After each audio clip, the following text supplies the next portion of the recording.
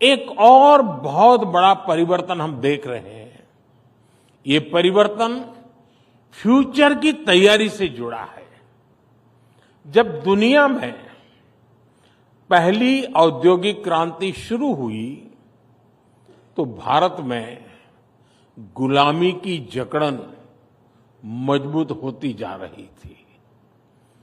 दूसरी औद्योगिक क्रांति के दौरान जहां दुनिया में नए नए इन्वेंशंस, नई फैक्ट्रियां लग रही थी, तब भारत में लोकल इंडस्ट्री को नष्ट किया जा रहा था। भारत से रॉ मटेरियल बाहर ले जाया जा रहा था। आजादी के बाद भी स्थितियां ज्यादा नहीं बदली। जब दुनिया कंप्यूटर क्रांति की तरफ बढ़ रही थी, तब भारत में कंप्यूटर खरीदने के लिए भी लाइसेंस लेना पड़ता था। पहली 3 औद्योगिक क्रांतियों का उतना लाभ भले ही भारत नहीं ले पाया, लेकिन चौथी औद्योगिक क्रांति में भारत दुनिया के साथ कदम से कदम मिलाने के लिए तैयार है।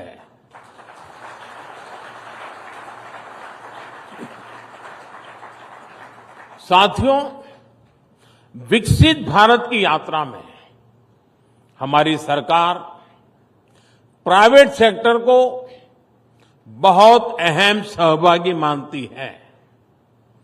सरकार ने बहुत सारे नए सेक्टर्स को प्राइवेट सेक्टर के लिए खोल दिया है, जैसे स्पेस सेक्टर।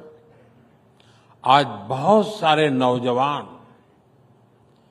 बहुत सारे स्टार्टअप्स इस स्पेस सेक्टर में बड़ा योगदान दे रहे हैं। ऐसे ही ड्रोन सेक्टर कुछ समय पहले तक लोगों के लिए क्लोज था। आज इस सेक्टर में यूथ के लिए बहुत सारा स्कोप दिख रहा है। प्राइवेट फर्म्स के लिए कॉमर्शियल कोल माइनिंग का क्षेत्र खोला गया है। ऑक्शंस को प्राइवेट कंपनियों के लिए लिबरलाइज किया गया है। देश के रिन्यूएबल एनर्जी अचीवमेंट में हमारे प्राइवेट सेक्टर की बहुत बड़ी भूमिका है। और अब पावर डिस्ट्रीब्यूशन सेक्टर में भी हम प्राइवेट सेक्टर को आगे बढ़ा रहे हैं ताकि इसमें और एफिशिएंसी आए। हमारे इस बार के बजट में भी एक बहुत बड़ा बदलाव हुआ है। हमने, यानी पहले कोई ये बोलने की हिम्मत नहीं करता था, हमने न्यूक्लियर सेक्टर को भी प्राइवेट पार्टिसिपेशन के लिए खोल दिया है। साथियों, आज हमारी पॉलिटिक्स भी परफॉर्मेंस ओरिएंटेड हो चुकी है। अब भारत की जनता ने 2 टूक कह दिया है, टिकेगा वही जो जमीन से जुड़ा रहेगा, जमीन पर रिजल्ट लाकर दिखाएगा। सरकार को लोगों की समस्याओं के प्रति संवेदनशील होना बहुत जरूरी है, उसकी पहली आवश्यकता है। हमसे पहले जिन पर पॉलिसी मेकिंग का जिम्मा था, उनमें संवेदनशीलता शायद बहुत आखिर में नजर आती थी, इच्छा शक्ति भी बहुत आखिर में नजर आती थी। हमारी सरकार ने संवेदनशीलता के साथ लोगों की समस्याओं को समझा, जोश और जुनून के साथ उन्हें सुलझाने के लिए जरूरी कदम उठाए। आज दुनिया की तमाम स्टडीज बताती है कि बीते दशक में जो बेसिक सुविधाएं देशवासियों को मिली है, जिस तरह वो एम्पावर हुए हैं, उसके कारण ही सिर्फ 10 साल में 25 करोड़ भारतीय गरीबी से बाहर निकल आए हैं। इतना बड़ा वर्ग न्यू मिडिल क्लास का हिस्सा बन गया।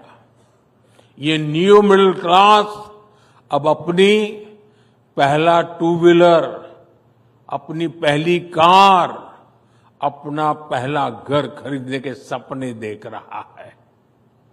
मिडिल क्लास को सपोर्ट करने के लिए इस वर्ष के बजट में भी हमने जीरो टैक्स की सीमा को 7 लाख से बढ़ाकर 12 लाख किया है।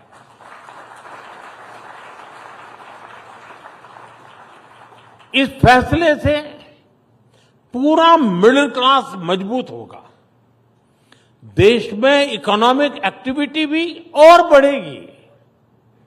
ये प्रोएक्टिव सरकार के साथ ही एक सेंसिटिव सरकार की वजह से ही संभव हो पाया। साथियों, विकसित भारत की असली नींव विश्वास है, ट्रस्ट है। हर देशवासी, हर सरकार, हर बिजनेस लीडर में ये एलिमेंट होना बहुत जरूरी है। सरकार अपनी तरफ से देशवासियों में विश्वास बढ़ाने के लिए पूरी शक्ति से काम कर रही है। हम इनोवेटर्स को भी एक ऐसे माहौल का विश्वास दे रहे हैं जिस पर वो अपने आइडियाज को इंक्यूबेट कर सकते हैं।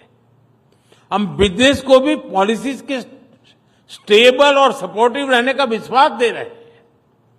मुझे उम्मीद है कि ईटी की ये समिट इस विश्वास को और मजबूती देगी।